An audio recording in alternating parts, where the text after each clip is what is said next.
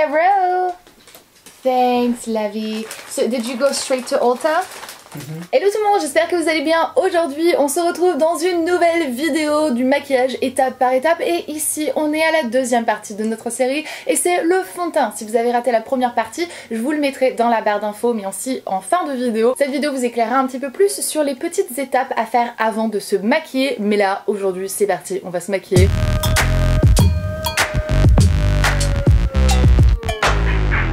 On passe au fond de teint et j'ai vraiment hâte parce que pour le coup là j'en ai besoin aujourd'hui et mon corps n'est pas de la même couleur que mon visage, ce qui m'amène au sujet justement de comment sélectionner sa teinte de fond de teint. C'est quelque chose qui est hyper difficile à faire, moi-même j'ai toujours beaucoup de mal. La plupart du temps je prends en référence en fait mon fond de teint que j'utilise et je prends soit je swatch chez Sephora, genre je vais prendre je sais pas mon Dior Backstage ou mon Dior Undercover, c'est les fonds de teint que je sais qui me vont exactement, je prends la teinte qui fonctionne et après je teste selon le nouveau fond de teint que j'ai envie de tester. À côté je swatch chaque couleur qui pourrait ressembler le plus à ma teinte. C'est le petit truc qu'on fait avec Sana qui fonctionne vraiment hyper bien. Si vous pouvez vous déplacer dans un Sephora et que vous avez un fond de teint que vous utilisez chez Sephora qui vous va, c'est mon conseil principal parce que vous êtes sûr vraiment d'avoir la chose qui va se rapprocher le plus de votre teinte. Vous pouvez aussi le faire en ligne, donc pas forcément sur Sephora.fr, je crois qu'ils ne le font pas encore, par contre sur Sephora.com ils le font.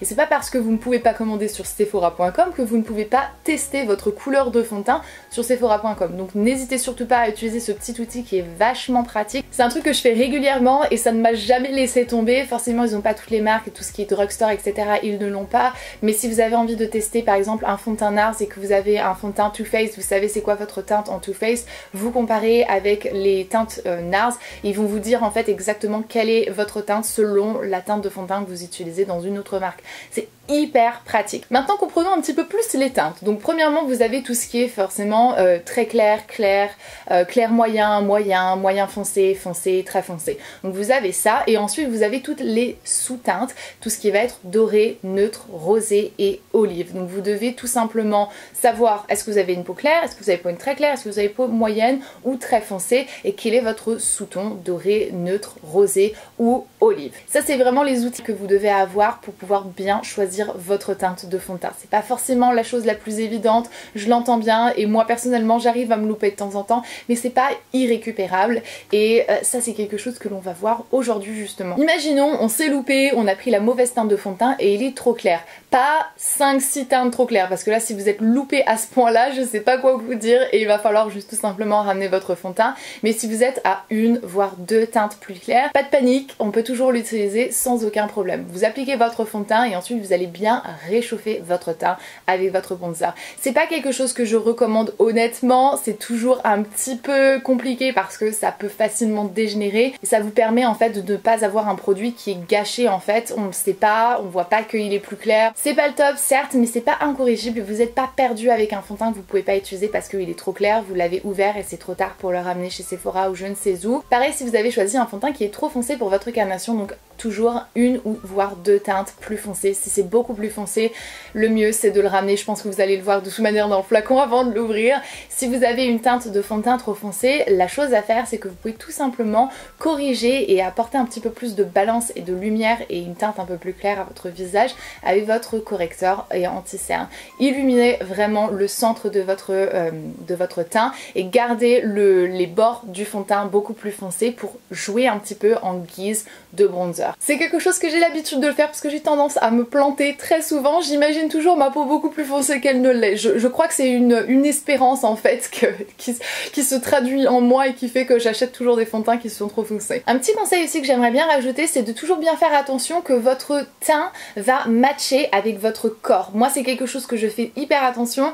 Je ne matche jamais mon fond de teint selon la couleur de mon visage mais je la matche selon la couleur de mon cou et de mon corps pour être sûre que tout soit bien lié parce que j'ai toujours le corps qui est beaucoup plus foncé que mon visage puisque j'applique très peu d'autobronzant sur mon visage et je l'applique la plupart du temps que sur mon corps, donc je fais toujours attention de bien matcher le cou, le corps avec le fond de teint que j'utilise et pas matcher le fond de teint à mon visage et après me retrouver avec un visage qui est bien plus clair que le reste de mon corps. On a notre fond de teint, on a la bonne couleur et on va pouvoir commencer à l'appliquer. Pour l'appliquer, vous pouvez utiliser tout un tas de différentes techniques et de différents outils. Tout ça dépend de vous, du fond de teint aussi, de ce que vous préférez utiliser. La plupart du temps, moi, je me dirige plus facilement vers un pinceau comme ceci. En fait, c'est un pinceau qui est plat, qui est assez dense, qui va permettre de bien en fait fondre mon fond de teint à l'intérieur de ma peau pour m'apporter la couvrance la plus optimale et aussi avoir le fini le plus naturel que possible. Sinon, j'ai une éponge qu'on utilise toujours mouillée pour qu'elle n'aspire pas tout le produit en fait, et ça va vous permettre d'avoir l'application la plus jolie que possible. Moi, je suis une accro de l'éponge, mais je vais vous montrer un côté avec l'éponge et un côté avec ce pinceau aussi. Il y a tout un tas d'autres pinceaux qu'on peut utiliser. Moi personnellement c'est ce que je recommande plus facilement et c'est du coup ce que je vais vous montrer aujourd'hui.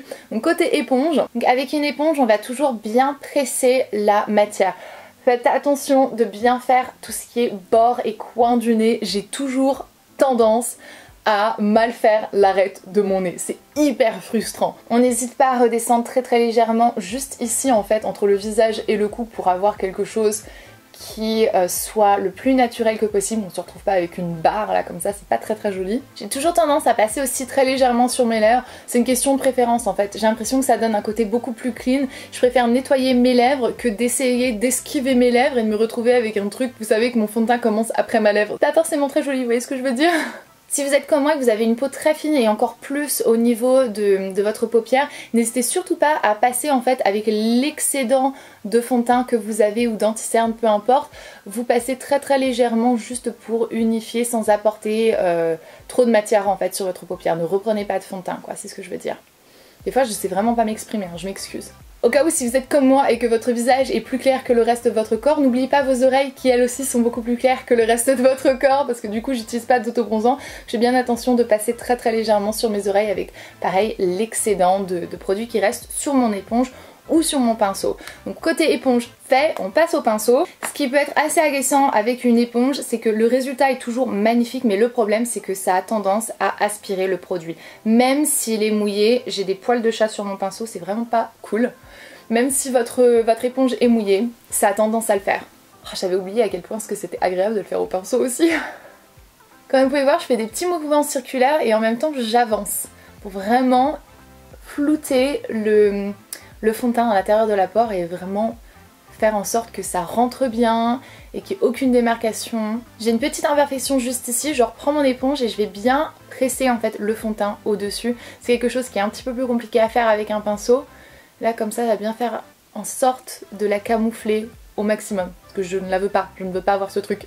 Donc j'ai ma couche de fond de teint appliquée et le conseil ultime que je vais vous donner, que j'aurais bien voulu me donner lorsque j'avais 14, 15, 16 ans, c'est de vous arrêter à ça. Une couche de fond de teint, stop, pas plus. Pas besoin d'empiler toutes les couches de fond de teint pour vraiment avoir un masque et essayer de camoufler toutes les imperfections, toutes les rougeurs, tout ce qui est cerne, etc. C'est pas besoin. Il y a des produits qui sont là pour s'en occuper. Vous unifiez votre teint avec une fine couche de fond de teint et on s'arrête là, on passe au correcteur, à l'anti-cerne et à toutes ces petites choses pour vraiment camoufler tout ce qui a besoin d'être camouflé en plus. C'est la façon la plus jolie que vous pouvez faire votre teint pour avoir quelque chose de plus naturel et c'est beaucoup plus respirable pour votre peau qui est en dessous et qui a besoin de respirer. Si vous avez des problèmes d'acné, je comprends que ça peut être hyper frustrant, mais vous avez besoin de laisser respirer votre peau et ne pas accumuler des couches et des couches et des couches. Donc pour le fond de teint, on s'arrête ici et on se retrouvera dans le prochain épisode pour parler des cernes et des imperfections et de comment bien les camoufler. Moi, j'espère vraiment que cette vidéo vous a plu. Si c'est le cas, n'hésitez surtout pas à mettre un petit pouce en l'air. Ces vidéos sont hyper différentes et j'aime énormément les faire, donc j'espère vraiment que ça vous plaît. Et voilà, on se retrouvera très bientôt dans une prochaine vidéo, soit la semaine prochaine pour la suite des aventures de cette série, ou soit lundi dans une nouvelle vidéo. Enfin bref, de toute manière je poste tous les lundis, les mercredis et vendredis, donc c'est pas mes vidéos qui manquent je pense. Enfin voilà, je vous fais d'énormes bisous, merci d'avoir regardé cette vidéo, merci d'être toujours de plus en plus présent sur mes vidéos et sur ma chaîne, et voilà, je vous dis à très bientôt dans une prochaine. Jusque-là, comme d'habitude, prenez soin de vous-même. Bye.